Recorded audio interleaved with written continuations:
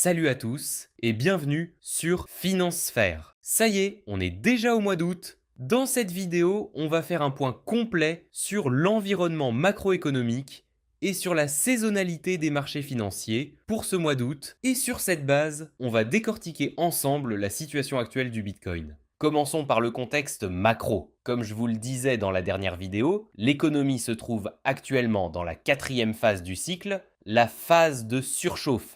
Cette phase dure généralement entre 6 et 15 mois et elle est caractérisée par une belle expansion de la liquidité, ce qui bénéficie largement aux actifs à risque comme les actions ou les cryptos. Donc sur le long terme, on est clairement dans une phase super favorable aux actifs à risque. Cela dit, si on zoome sur l'horizon à court terme de ce mois d'août, attention, il y a plusieurs points de vigilance à garder en tête. Le premier sujet d'inquiétude, c'est le maintien des taux par la Fed fin juillet, couplé à des désaccords flagrants au sein du comité. Si on regarde les données macro actuelles, le risque d'un choc de crédit à court terme reste faible. En revanche, le fait que 3 membres de la Fed aient clairement plaidé pour une hausse des taux à cause des craintes inflationnistes, cela pousse le marché à intégrer le risque d'un pivot hawkish. Résultat, le marché risque de réagir de manière ultra sensible aux prochains chiffres de l'inflation et aux indicateurs économiques. Dans ce contexte, voici les dates clés qui vont donner le ton. 12 août, l'indice des prix à la consommation. 20 août, la publication du compte-rendu de la Fed. 25 août, les données PCE et Core PCE. Par ailleurs, avec la remontée des tensions au Moyen-Orient, les cours du pétrole ont repris de la hauteur en juillet. Comme l'indice d'inflation de juillet publié en août risque d'intégrer ce choc pétrolier et de ressortir au-dessus des attentes, ça pourrait servir de douche froide pour les actifs à risque. En plus, le mois d'août est historiquement connu pour une baisse marquée de la liquidité. Les mois d'août et septembre, c'est traditionnellement la période de faiblesse pour les actifs à risque. C'est la fin des publications de résultats du T2 et l'effet des vacances d'été vient réduire les flux de liquidité. Sans compter que c'est aussi en août que le Trésor américain émet une montagne de bons du Trésor avant la nouvelle année fiscale de septembre. Comme ces émissions obligataires sont hyper concentrées sur la deuxième et la quatrième semaine d'août, elles risquent d'éponger la liquidité du marché à court terme. Quand on regarde les statistiques historiques du S&P 500 et du Nasdaq en août, les indices ont tendance à stagner dans des volumes anémiques, ce qui prépare souvent le terrain pour d'importantes corrections en septembre. Et le marché crypto a historiquement suivi exactement la même dynamique. Évidemment, ces données historiques ne sont pas une loi absolue gravée dans le marbre.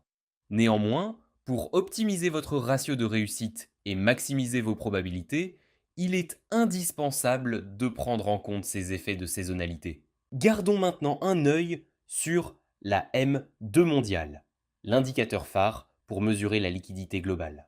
Le momentum du taux de variation sur 3 mois, qui était resté bien au chaud en territoire positif de janvier à avril 2026, est repassé dans le rouge à partir de juin. En clair, le rythme de croissance de la M2 mondiale est passé sous sa moyenne historique, ce qui montre un vrai essoufflement de la dynamique de création de liquidités. Quand on regarde les Z-scores par pays à la fin juin 2026, on voit très clairement qui est en train de resserrer les conditions de liquidité. En règle générale, la M2 mondiale tend à devancer le cours des actifs à risque d'environ 10 à 13 semaines. Même si toute la liquidité mondiale ne vient pas se déverser directement sur le marché crypto, le ralentissement de l'expansion monétaire constitue un vent contraire évident pour les crypto-monnaies. En parallèle, deux autres gros morceaux sont à surveiller de près ce mois-ci. Le vote sur la loi Clarity Act aux États-Unis et l'upgrade d'Ethereum. Mais soyons honnêtes, le calendrier est hyper serré et des points de blocage importants persistent. Du coup, le marché est plutôt sceptique quant à un vote avant les vacances. A l'inverse, la mise à jour d'Ethereum, prévue fin août, pourrait servir de catalyseur positif à court terme. Mais on ne va pas se mentir. Si le contexte macro-global ne suit pas, son impact restera forcément limité. Allez, passons maintenant aux entrailles du marché. L'analyse on-chain du Bitcoin. En observant la chaîne, on constate que même après le FOMC de juillet, la structure du marché reste bancale. La demande spot ne suit toujours pas. et le marché reste largement porté par le levier des produits dérivés. Holders long term, eux, ils épongent progressivement les ventes des mains fébriles et continuent d'accumuler. Cela dit, il faut noter que l'ampleur de leurs achats nets a diminué récemment, ce qui marque un léger ralentissement du rythme d'accumulation. Holders court terme, la réduction nette cumulée sur 30 jours se poursuit. Même en cas de rebond, les investisseurs à court terme n'ont pas la foi et en profitent pour alléger leur position. A l'inverse, l'open interest sur les dérivés a explosé depuis les plus bas de juin et le ratio de levier est revenu sur des zones de surchauffe. Avec un positionnement hyper déséquilibré du côté des longs, le marché reste à la merci d'un long squeeze massif à la moindre secousse baissière. Cependant, les indicateurs de valorisation nous racontent une toute autre histoire. Le SOPR des long-term holders se situe à 0,9, soit un niveau très proche des bas historiques de cycle. Le MVRV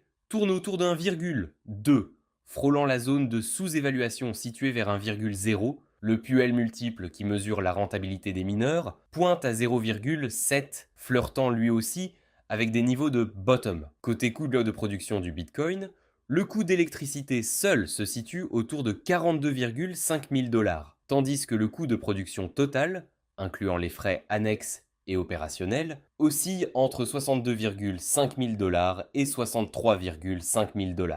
Historiquement, le cours du Bitcoin a très rarement enfoncé durablement la borne inférieure de son coût de production total. Dans une perspective long terme, la zone de prix actuelle constitue donc un niveau extrêmement attractif. Pour terminer, jetons un coup d'œil au graphique. Dans la lignée du mois de juin, la clôture de la bougie de juillet n'est pas très jolie. Le cours a clôturé pile poil sur la borne inférieure de la ligne de tendance macro, montrant que les vendeurs gardent pour l'instant la main.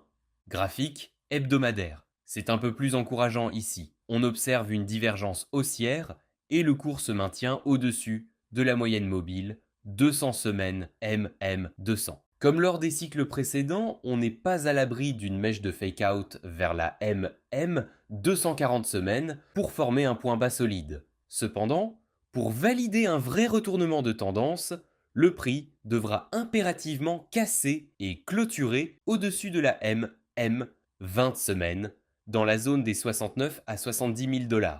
Graphique 4 heures. Une double divergence haussière reste active. La baisse depuis le sommet à 83 000 $ s'étant étalée sur environ 60 jours, la durée du rebond actuel reste relativement courte, ce qui laisse penser qu'il en a encore sous le pied pour pousser plus haut. D'autant plus que les acheteurs défendent bec et ongle la zone des 61,3 000 $ à 61,5 000 $.